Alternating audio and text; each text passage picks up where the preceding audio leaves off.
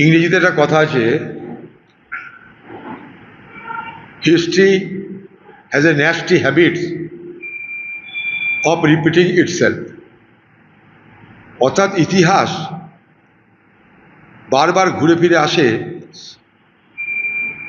এটাই তার বদ অভ্যাস।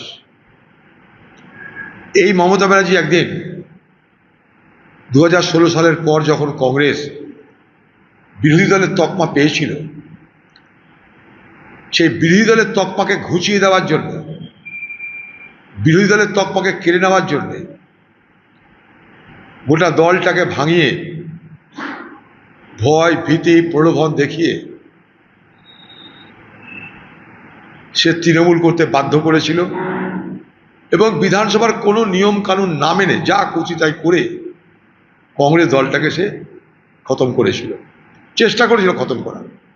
কংগ্রেস দল তো শুধু এমএলএদের পরে বেঁচে থাকে না। আজ দেখুন, ইতিহাসের আরেক সন্ধিক্ষণে মমতা ব্যানার্জির দল সেইভাবেই খান খান হয়ে গিয়ে 80 জনের মধ্যে 59 জন না 60 জন বিধায়ক তারা বলছে আমরা আর তৃণমূল করব না।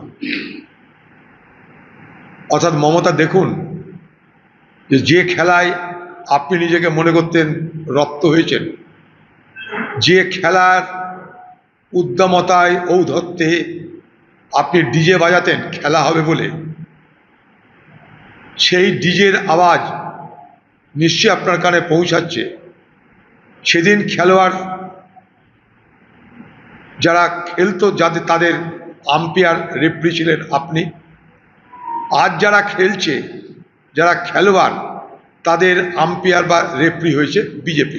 ফারাকটা এইটুকুই, আম্পায়ার বদলে গেছে, রেফারি বদলে গেছে, খেলা চলছে, দল ভাগানোর খেলা চলছে। যারা তৃণমূল থেকে বিজেপিতে সরাসরি যেতে পারছেন না, বা বিজেপিও যাদেরকে সরাসরি নিতে চাইছে না, কারণ তৃণমূলের এই সমস্ত বিধায়করা যদি সরাসরি বিজেপিতে জয়েন করে যায়, তাহলে গোটা বিজেপি পার্টি কোভিডে আক্রান্ত হয়ে যাবে। কোভিড ভাইরাস যাতে তাদেরকে আক্রান্ত করতে না পারে, সেই জন্যে তারা বিজেপি পার্টির, ভারতবর্ষের যিনি প্রধানমন্ত্রী নরেন্দ্র মোদী, সেই তত্ত্ব মেনে বলছেন 2 গজ কি দূরি রহনা জরুরি। অর্থাৎ কোভিড থেকে বাঁচার জন্য 2 গজ দূরে রাখো, 2 গজ দূর থেকে কথা বলো। তো বিজেপি দেখছে যে এই তৃণমূল থেকে যারা বেরিয়ে আসছে, তাদেরকে সরাসরি বিজেপিতে নিলে বিজেপির জাত থাকবে না। আবার যারা তৃণমূল থেকে গিয়ে বিজেপিতে জয়েন করবে, তাদেরও জাত থাকবে না।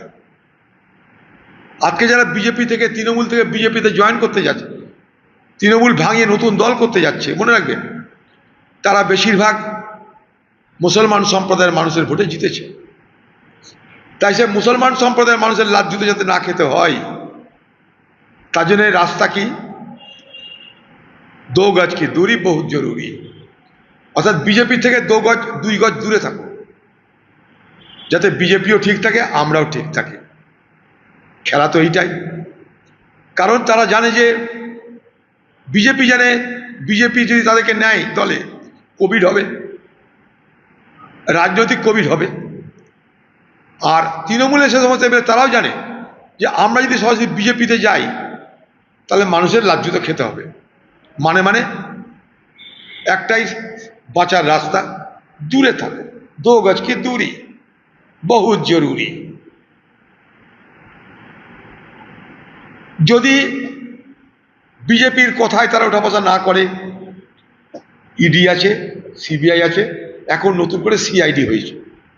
সব তো চোর, প্রত্যেকের উপরে কেস আছে, প্রত্যেকের বাটপাড়ি করেছে, প্রত্যেকটা এমএলএ যারা পালাচ্ছে, ঘরের টাকা তারা অবশ্যই খেয়েছে। কারণ তখন যারা কংগ্রেস থেকে তৃণমূলে যোগদান করত, তাদেরকে প্রথম টোপ কি, তোমার এলাকার 150টা 200টা ঘরের দায়িত্ব তোমার, মানে তুমি ঘর দাও, মাল খাও।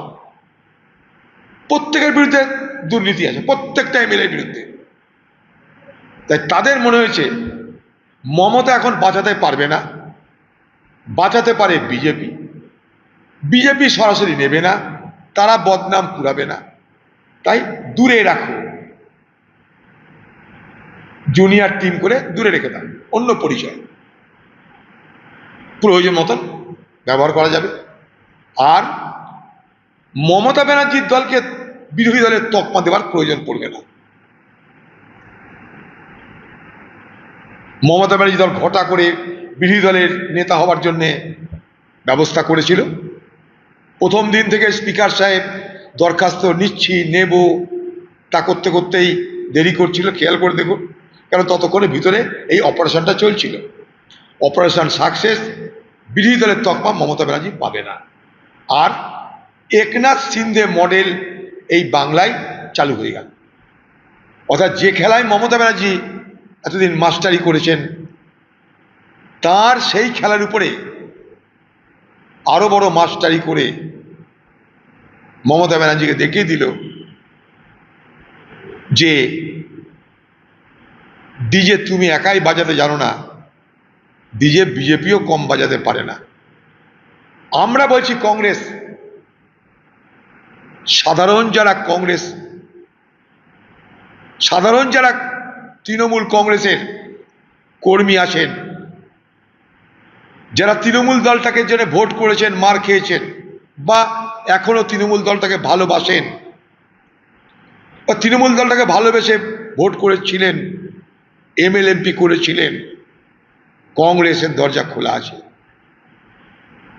আপনারা আসুন, আলোচনা করে আমরা আগামী দিনে বিজেপি এবং তথাকথিত তৃণমূল একটা নামধাম কিছু হবে, সকলের বিরুদ্ধে একজোট হয়ে লড়াই করবার একটা প্ল্যাটফর্ম গড়ে তুলি।